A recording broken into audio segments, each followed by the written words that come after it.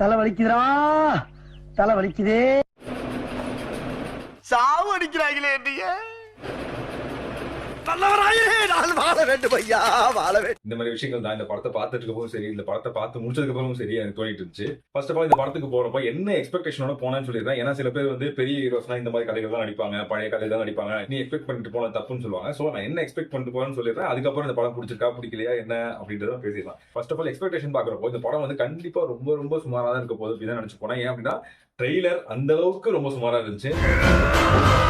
அந்த படத்துக்கு போறப்ப கண்டிப்பா புது கதை இருக்க போறது கிடையாது. இது வந்து கேஜிஎஃப் மாதிரி புதுசா ஒரு வேர்ல்ட் பில்டிங் ட்ரை பண்றாங்க. ஆண்டாண்டு காலமா நம்ம பாத்துக்கிட்டு இருக்க பாகுபலி மாதிரியான துரோக கதை தான் இருக்க போது அப்படின்னு நமக்கு தெரிஞ்சிருச்சு, எனக்கு தெரிஞ்சிச்சு. பயம் என்னன்னு தெரியணும்னா தேவர கதையை கேட்கணும். இவ்வளவு பழைய விஷயங்கள் இருந்தாலுமே புதுசா இதை எப்படி கொடுக்க ட்ரை பண்றாங்க, எப்படி பிரசென்ட் பண்றாங்க, அதுதான் வந்து பார்க்கணும்னு நினைச்சு போனேன்.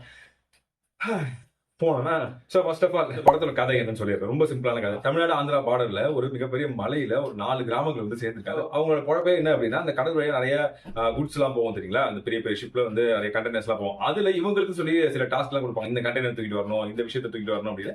அப்படி தூக்கிட்டு வந்து காசு வாங்கிப்பாங்க. அப்படி இந்த 4 கிராமம் ஒன்னா இருக்குதா, இதுல வந்து கண்டிப்பா யாராவது ஒருத்தவங்க வந்து முதுகுல குத்துவாங்க, கிளாஷ் வரும், கெட்டவனா இருக்கும். இதனால வந்து என்ன பிரச்சனை வந்துச்சு, இந்த கிராமங்கள் கடைசியா என்ன ஆச்சு, யார் ஒன்னா சேர்ந்தாங்க சேரல, என்ன பிரச்சனைன்றதான் இந்த படத்தோட கதை.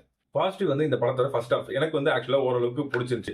சூப்பர் ஃபேண்டாஸ்டிக் வண்டர்ஃபுல் மார்வலஸ் அப்படிலாம் சொல்ல முடியாது, ஆனா ஓகே. ரொம்ப ரொம்ப ஒரு பழைய கதையை ஃபர்ஸ்ட் ஹாஃப்ல ஓகேன்னு ஃபீல் பண்ண வச்சது வந்து சில காரணங்களுக்கு. அது ஃபர்ஸ்ட் காரணம் வந்து இந்த படத்தோடைய அந்த சினிமாட்டோகிராஃபியா இருக்கட்டும், அந்த ஆர்ட் ஒர்க் ஆகட்டும், இந்த மொத்த அந்த செட் ஒர்க் எல்லாம் தெரியுமா. ஸோ இது எல்லாமே லைக் சிஜி எல்லாமே சொல்லலாம். ரொம்ப ரொம்ப ஒரு சாதாரண சீனை கூட ரொம்ப டிஃப்ரெண்டா, ரொம்ப அந்த கேமரா ஆங்கிள்ஸ்ல இருந்து ரொம்ப அழகா காமிச்சிருந்தாங்க, ரொம்ப பிரம்மாண்டமா காமிச்சிருந்தாங்க. ஸோ அது பாக்குறப்பே ஒரு ஒரு பெரிய படம், லார்ஜ் ஸ்கேல்ல ஒரு படம் பாக்குறோம் அப்படின்றது நமக்கு வந்து விஷுவலா நல்லா தெரிஞ்சது. ஒவ்வொரு சீனுமே அப்படியே பார்த்து பார்த்து எடுத்திருந்தா, செதுக்கி செதுக்கி எடுத்திருந்தா எப்படி இருக்கும். சோ அது வந்து ரொம்ப சினிமாட்டோகிராஃபில சூப்பரா பண்ணிருந்தாங்க. ரெண்டாவது, இந்த படத்தோட ஹீரோ ஜூனியர் என்டிஆர் கிடையாது, அனிருத்.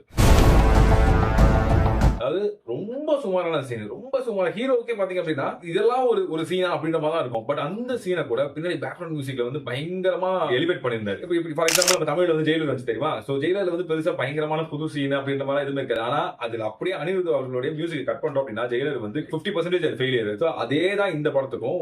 மூணாவது தான் எனக்கு தெரிஞ்சு ஜூனியர் என்டிஆர் அவர்களுடைய அந்த ஸ்கிரீன் பிரசன்ஸ் ஆகட்டும். எனக்கு தெரிஞ்சு மத்த எந்த கேரக்டருக்கும், ஈவன் சைஃப் அலி கான் கூட வந்து சூப்பரான கேரக்டர், பயங்கரமான கேரக்டர், வில்லத்தனத்தை கொடுக்க கேரக்டர் எதுவுமே கிடையாது. கடல்ல இறங்கணும், கடலை ஆளணும். சீரியஸா சொல்றேன், ஜூனியர் என்டிஆர் அவர்களை தவிர இது எந்த கேரக்டருமே வந்து 10 பைசாக்கு போது நல்லதா கேரக்டர். அவருக்கு கொடுத்த கேரக்டருமே வந்து சுமாரான கேரக்டர் தான். பட் அவருடைய ஸ்கிரீன் பிரசன்ஸ் இருக்கு இல்லையா, அது வந்து நல்லாவே இருந்துச்சு. அல்ல ஒரு தைரியமான கேரக்டர், யாரா இருந்தாலும் வந்து எதிர்த்து நிக்கிற கேரக்டர், நல்லதுன்னா வந்து நான் கரெக்டா கேட்பேன் அப்படின்ற மாதிரி ஒரு கேரக்டர் நிறைய பார்த்தது தான். பட் இவரோட ஸ்கிரீன் பிரசன்ஸ் அதுல நல்லாவே இருந்துச்சு. இந்த 3 ஃபேக்டர்ஸ் தான் வந்து ஃபர்ஸ்ட் ஹாஃப் ரொம்ப ரொம்ப சுமாரான ஃபர்ஸ்ட் ஹாஃப் வந்து okay. Like second half I mean இந்த படத்தோட செகண்ட் ஹாஃப் வந்து எதிர்பார்த்து நம்ம உட்காரலாம் அப்படின்னு சொல்லி யோசிக்க வச்சது இவங்க 3 பேர் தான். இதை தாண்டி பாசிட்டிவ் சொல்லணும்னா எனக்கு தெரிஞ்சு கிளைமேக்ஸ்ல வந்து ஒரு சின்ன ட்விஸ்ட் அப்படின்ற மாதிரி வைக்கிறாங்க. அது வந்து தமிழ் படங்கள் பார்த்துருந்தாலும் சரி, வேற மொழிகள் படம் பார்த்துருந்தாலும் சரி, இல்ல ஜென்ரலா நம்ம யோசிச்சாலுமே சரி, அது வந்து நம்ம ஈஸியா கெஸ் பண்ணக்கூடிய ஒரு விஷயமா தான் இருக்கும்.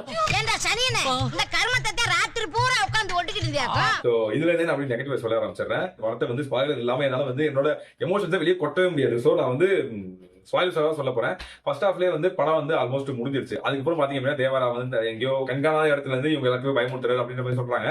இதுல இருந்து உண்மையாவே தேவரா உயிரோட இருக்காரா இல்லையா, யாரு தேவரா, என்ன பிரச்சனைன்றது அந்த ஒரு தேவரோட பையனை வச்சே கண்டுபிடிக்கிற மாதிரி ஒரு கடைசியில கிளைமேக்ஸ்ல வரும். சோ இதுக்கு நடுவுல இருக்கு இல்லையா, இதுல வந்து என்னென்ன விஷயத்த வச்சு ஃபில் பண்ண முடியுமோ எல்லாத்தையும் வச்சு ஃபில் பண்ணாங்க.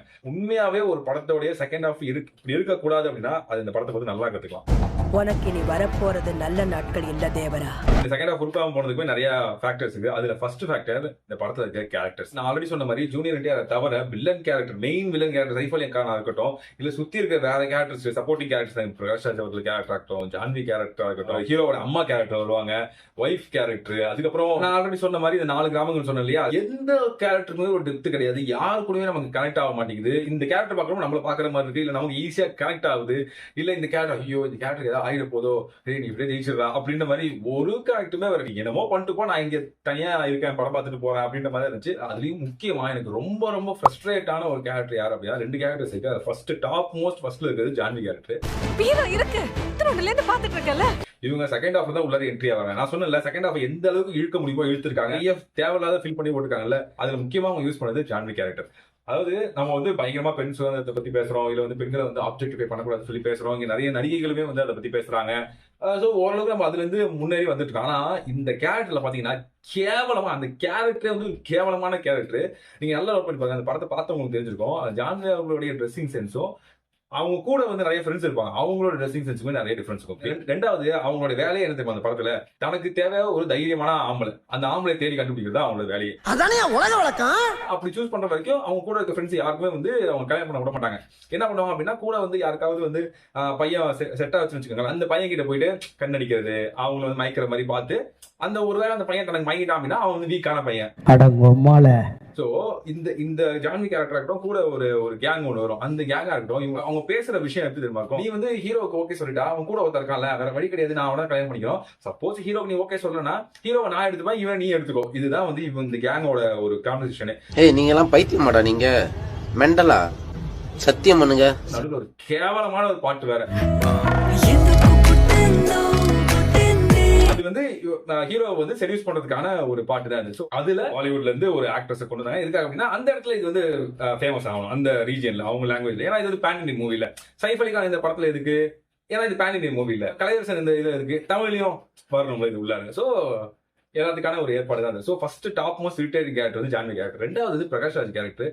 அதாவது மனுஷன் வந்து அவருக்கு கொடுத்த கேரக்டரை சூப்பரா பண்ணிட்டாரு. அவரால் எந்த அளவுக்கு மேக்ஸிமைஸ் பண்ண முடியுமோ பண்ணிட்டாரு. ஆனா அவரோட கேரக்டர் இந்த படத்தை கதை சொல்றது, தேவரான யார் தெரியுமா, அவன் இப்படி தெரியுமா, அவன் பையன் இப்படி தெரியுமா, அவனோட ரத்தம் இவன் உடம்புல ஓடுது, இவனோட ரத்தம் அவன் உடம்புல ஓடுது, இந்த கதை வந்து சாதாரண கதை கிடையாது, இந்த இடம் வந்து சாதாரண இடம் கிடையாது, இப்படின்னு சொல்லி சாதாரண சீனை கூட அப்படியே பயங்கரமா பேசி முடிஞ்ச அளவுக்கு முட்டு கொடுக்கறதுனே ஒரு கேரக்டர் தான் இருக்கும். அந்த முட்டு கொடுக்குற கேரக்டர் தான் அந்த பிரகாஷ் ராஜோட கேரக்டர். இதான் ரெண்டாவது ரொம்ப மோசமான கேரக்டர். இதை தாண்டி மூணாவது கேட்டகரியில எல்லா கேரக்டருமே கொண்டு வந்துடலாம். வர எல்லா கேரக்டருமே டம்மி கேரக்டர் தான், தேவையில்லாத கேரக்டர் தான், மட்டமான கேரக்டர் தான். அதுலயும் இந்த போலீஸ் கேங் ஒன்று வரும். அதாவது நம்ம தேவாரா அண்ட் அந்த கேங்கை தேடி யார் இந்த குட்ஸ் எல்லாம் கடத்துறாங்க அப்படின்றத தேடிதான் வந்து அந்த கேங்கே ஒரு போலீஸ் கேங் வரும். அந்த கேங் வந்து 3 மணி நேரம் நம்ம கூட சேர்ந்து கதை கேட்கறாங்க. அந்த பிரகாஷ் ராஜ் உட்காந்து கதை கேட்பாங்க. அப்படியா, யாரும் அவங்களுக்கு கொண்டது, தேவாரா மேலே கை வைக்கிறதுக்கு வந்து யாருக்கு பவர் இருக்குது, யாரு பொண்ணா, யாரு இது பண்ணா, யாருக்கு தானே 10 பைசாவுக்கு பிரயோஜனம் இல்லாத கேங் அது.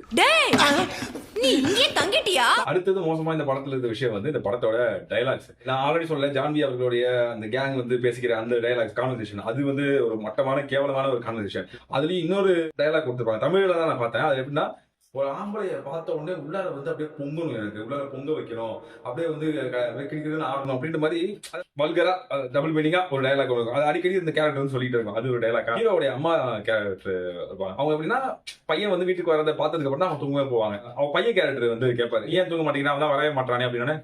அவங்க வந்து தினமும் என் கனவுல வந்துட்டு போயிட்டு இருக்கான்.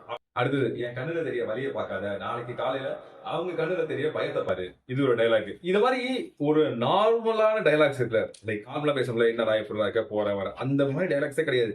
எல்லாருமே இந்த கேஜிஎஃப்ல பேசுவாங்க தெரியுமா, பில்டப் டைலாக்ஸாவே இருக்கும் தெரியுமா, அந்த மாதிரி பில்டப் டைலாக்ஸ். அதுல கூட வந்து பஞ்ச் டைலாக்ஸ் சொல்லி நமக்கு கொஞ்சம் ஞாபகம் இருக்கும். ஆனா இதுல வந்து எந்த ஒரு டைலாக்குமே ஞாபகம் இருக்க மாட்டேங்குது. ஆனா இவ்வளவு அப்படியே பேஸ் வாய்ஸ்ல அழுத்தி அப்படிதான் பேசுறாங்க. அப்படியே கடல் அலை அவனுடைய காலை வந்து உரசிட்டு போச்சு, அதனால அவனுக்கு அந்த கடல் அலையை கூட ரொம்ப பிடிச்சிருக்கு, சூரியன் உதிச்சிச்சு மறைஞ்சிச்சு, நான் தான் அப்பவே சொன்னல, ஏன் இதை கேட்க மாட்டேங்குது, இப்படி இந்த மாதிரி பேஸ் வாய்ஸ்ல தான் பேசுறாங்க. ஏன் நீ அப்படி பேசினாதான் ஹீரோவா, அப்படி பேசினாதான் வில்லனா, இல்ல நீங்க அப்பதான் வந்து ஸ்ட்ராங்கான கேரக்டர் இருக்கும்போது ஒரு நார்மலா பேச மாட்டீங்களா, அந்த மாதிரி தான் இருக்கும். அடுத்தது இந்த படத்துல ரொம்ப மோசமான விஷயம் என்ன அப்படின்னா, ஃபர்ஸ்ட் ஆஃப் நான் சொன்னேன் இல்லையா, சீன்ஸ் வந்து அழகா முடிஞ்ச அளவுக்கு சுமாரான சீன்ஸை கூட அழகா அவங்க கோரியோகிராஃப் பண்ணிட்டு இருந்தாங்கன்னு. அந்த கோரியோகிராஃபியை தவிர இது எல்லா சீன்ஸா அவங்க வந்து யோசிச்சிருக்காங்களா, அது எல்லாமே வந்து மோசமான ஒரு ஐடியாவா தான் இருக்கு. ஃபார் எக்ஸாம்பிள், தேவரா அவருடைய பையன் கேரக்டர் இல்ல, அவர் இந்த பையன் கேரக்டர் வந்து ரொம்ப பயந்தாங்குழி, சண்டைக்கே போக மாட்டேன், எதுவும் பண்ண மாட்டேன் அப்படின்ற மாதிரி இருக்கிற கேரக்டர். திடீர்னு பாத்தீங்கன்னா ஒரு சீன்ல இவங்க இந்த 4 கிராமத்துக்குள்ள ஒரு ஆயுத பூஜை நடத்துவாங்க. அவங்க சண்டை போட்டு முடிச்சு அந்த ஆயுதங்கள் எல்லாத்தையுமே எந்த கிராமத்துக்கு கொண்டு போறாங்களோ அவங்க தான் வந்து சூப்பர், அவங்க ஊருக்கு வந்து நல்லது நடக்கும் அப்படின்ற மாதிரி. அந்த ஆயுத பூஜை ரொம்ப நாளா நடக்காம இருக்கும். இவங்க ஹீரோ வந்து கலந்துக்க மாட்டாரு, அதாவது குட்டி ஹீரோ. திடீர்னு பாத்தீங்கன்னா, இல்ல நான் கலந்துக்கிறேன் அப்படின்ட்டு எல்லாரும் தூக்கி போட்டு விளாசுன்னு நல்லா சரியாரு. திடீர்னு எப்படி ஒரு வீரம் வந்துச்சுன்னு தெரியல, குடிச்சுட்டா வீரம் வந்துடுது, பயமா போட்டு அடி அடிக்கிறாரு. என்ன வந்தாரு, எங்க இருந்தோ ஹீரோ மாதிரி வந்தாரு, என்ன பார்த்தாரு, போட்டு அடிக்க ஆரம்பிச்சாரு. அடுத்தது பாத்தீங்கன்னா, நம்ம ஹீரோ கேரக்டர், பெரிய ஹீரோ கேரக்டர், அவர் வந்து நான் மறைஞ்சிருந்து பயமுறுத்துறேன்னு போயிட்டாரு. அதுக்கு அடுத்தது வில்லன் கேரக்டர் வந்து வெயிட் பண்ணிட்டே இருக்காங்க. சைஃப் அலி கான் வந்து அந்த கிராமத்துல ஒரு 20-30 பேர் வந்து ட்ரெயின் பண்றாங்க. நம்ம தேவராவை கொண்டுடணும், திரும்பவும் வந்து நம்ம பழைய தொழிலுக்கு போகணும் அப்படின்ற மாதிரி ட்ரெயின் பண்றாங்க பண்ணிட்டே இருக்காங்க. கிடைக்கிற அல்ல கை அவன் இவன் எல்லாரையும் கொலை பண்றாங்க. கடைசி வரைக்கும் கிராமத்துக்குள்ளே இருக்காங்க, மீன் பிடிக்க போறானுங்க. அந்த தேவார கேரக்டர் மீட்டே பண்ண மாட்டாங்க, ட்ரையும் பண்ண மாட்டாங்க.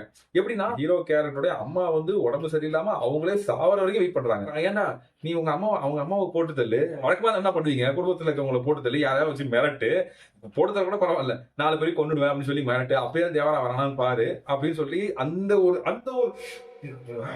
பேசிக்கான கமர்ஷியல் படத்துல பண்ணுவாங்கல்ல, அது யோசிக்க மாட்டானுங்க, வெயிட் பண்றானுங்க பொறுமையா. அவங்களுக்கா ஏதாவது ஆகும், எதுக்கு நம்ம போய் தேவையெல்லாம் பண்ணிக்கிட்டு அப்பதான் செகண்ட் ஹாஃப் ஃபுல்லா இருக்க முடியும் அப்படின்ற மாதிரி ரொம்ப பொறுமையா. அதே மாதிரி இந்த ஆயுத பூஜைன்னு சொல்றோம் இல்லையா, அந்த ஆயுத பூஜை நடக்கிறதுனால ஏதாவது ஒரு இம்பாக்ட் இருக்குது அந்த படத்துல.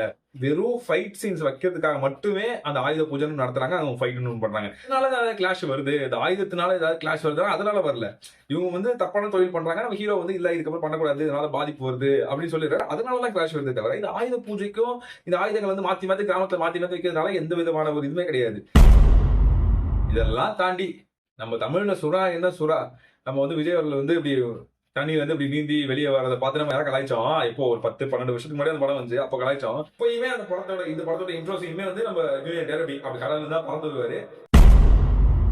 சரி ஒரு தடவை பண்ணாலும் பார்த்தா கிளைமேக்ஸ்ல சுறா மாதிரி வர்றது என்ன, சுறா கூட ஸ்விமிங் பண்றாரு. சுறா வச்சு அந்த நம்ம டியூன் படம் பாத்தீங்கன்னா தெரியும், டியூன் 2ன்னு நினைக்கிறேன். அதுல அந்த பெரிய ஒரு ஏர்த்வார்ம் மாதிரி இருக்கும், அந்த ஏர்த்வார்ம் எப்படியோ கஷ்டப்பட்டு அது மேல செயின் மாதிரிலாம் போட்டு அதுல வந்து டிராவல் பண்ணுவாங்க. அந்த மாதிரி எடுக்கிற ட்ரை பண்ணிருப்பாங்க போல. சுறா கூட வந்து மேல ஒரு கையில போட்டு சுறா கூட ஸ்விம்மிங் போடுறாரு, அது கூட ஜம்ப் பண்ணி அப்படியே வெளியே வராரு. என்ன எப்படா இதெல்லாம் நீங்க யோசிச்சீங்க, என்னன்னு நீங்க மனசுல ஐடியா வச்சா யோசிச்சீங்கன்ற மாதிரி இருந்துச்சு. அது இதெல்லாம் தாண்டி கிளைமேக்ஸ் ட்விஸ்ட்னு சொல்லி நம்பி வச்சிருக்காங்க. அந்த ட்விஸ்ட் எப்படி இருக்கும்னு சிம்பிளா சொல்லணும்னா, இப்போ நம்ம ஒருத்தவங்களுக்கு சர்ப்ரைஸ் பண்ணணும்னு நினைக்கிறோம். சர்ப்ரைஸா எப்போ இருக்கும் அப்படின்னா அவங்க எதிர்பார்க்காத டைம்ல சொல்லணும். அது நான் உங்களுக்கு சர்ப்ரைஸ் பண்ண போறேன், அவங்க சஸ்பென்ஸா வச்சிருக்கேன்னு சொல்லி கடைசியில அந்த சஸ்பென்ஸ் நம்ம ரிவீல் பண்றப்போ இவ்வளவு லேட்டா சொன்னா நீ சர்ப்ரைஸ் சொன்னா என்ன சொல்லலாம் என்ன ஒரு ஃபீல் வருதுமா. அது ரொம்ப முக்கியமான ஒரு சர்ப்ரைஸா முக்கியமான ஒரு சஸ்பென்ஸான சீனா இருந்தா கூட பரவாயில்ல, ஆனா அது கரெக்டான டைமிங்ல நம்ம பண்ணோம் அப்படின்னா சூப்பரா இருக்கட்டும். இந்த படத்துல ஜான்வி கேரக்டர் கொண்டு வந்து பில்டப்ப கொடுத்து அதை பண்ணி 4 பாட்டு போய் நீங்க கடைசியா கிளைமேக்ஸ்ல கொண்டு வந்து நீங்க ட்விஸ்ட கொடுக்குறப்போ சரி என்ன பண்ணலாம் அதுக்கு அப்படின்ற மாதிரி இருந்துச்சு. லைக் படம் வந்து ஃபர்ஸ்ட் ஹாஃப்ல இருந்து அப்படியே லைட்டா வந்து இப்படியே குறைஞ்சிட்டே போகும். அப்படி படுத்து படிக்க நம்ம ஐசியூல போயிட்டு இருக்கோம். அப்போ வந்து தேவாரா பார்ட் 2 மறுபடியும் முதல்ல இருந்தா ஐயா, உங்களுக்கு வந்து இந்த படத்தோட செகண்ட் ஹாஃப்லயே உங்களுக்கு ஸ்கோப் இல்ல, எதுவுமே உங்கள்ட்ட கதை இல்ல.